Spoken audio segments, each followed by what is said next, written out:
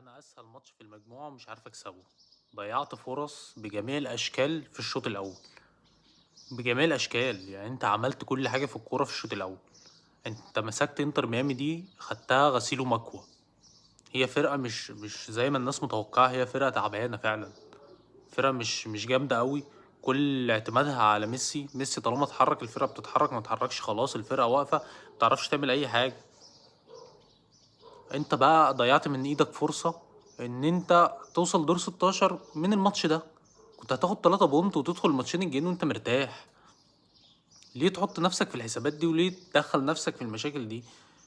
خد ال3 بونت وريح نفسك. انت في الشوط الاول بتضيع من ركنيات، بتضيع من ضربات ثابتة، بتضيع من انفرادات صريحة، بتضيع ضربة جزاء.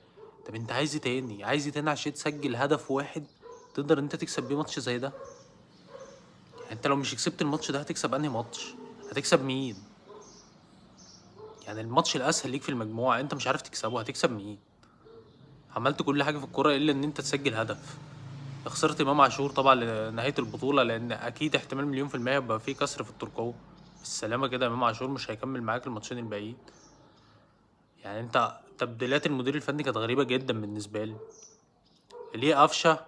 وليه حسين الشحات؟ ما انت معاك بن شرقي بره ومعاك ديانج، ومروان عطيه مات منك في الملعب. انا معاك ان انت تغير زيزو وتغير تريزيجيه وتغير وسام عشان الارهاق. زيزو ما كانش بيلعب طبعا بقاله شهرين ثلاثه، وسام جاي من ماتشين مع منتخب فلسطين، فالراجل باين عليه الاجهاد جدا.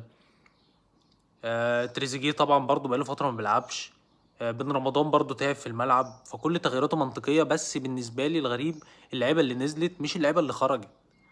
يعني انت معاك بن شرقي بره، منزل حسين الشحات ليه؟ وايه اللي حسين بيعمله ده؟ ايه اللي حسين بيعمله في اخر الماتش ده؟ 4-2، مش عارف تباصي لواحد فيهم، مش عارف تطلع قفشه او عارف تطلع طاهر. ده ميسي اللي رجع دافع معاك في الكوره يا مفتري. ميسي اللي رجع دافع معاك. حرق الدم. اقسم بالله الواحد مش عارف يقول ايه. ايه ده؟ ايه المنظر ده؟ وتريزيجيه واخد الكوره وعايز هو اللي ينفذ ضربه الجزاء من غير اصلا ما ياخد راي المدير الفني، ولا من غير ما حد يقول له شوطها انت. وسام يكلمه وزيزو يكلمه، مفيش فايده. الراجل واخد القرار ان هو هيسدد من غير حتى ما يبص للمدير الفني او يبص لمدير الكوره يقول له ان انا اللي هنفذ ضربه الجزاء وياخد الاذن منه. الراجل مش عايز يبص بره عشان عارف الناس مش هتوافق على الكلام ده. فيعني حاجه منتهى العبث. انت بتعمل ايه يا معلم انت اهو؟ بتعمل ايه؟ حرام عليك اقسم بالله. ايه حرقه الدم دي؟ ماتش في منتهى السهوله بتضيعه من ايدك ليه؟ الواحد مش عارف يقول ايه بصراحه يعني. حرق الدم كده على الصبح، الواحد لسه ما نامش وقاعد مستني الماتش. تصبحوا على خير، سلام عليكم.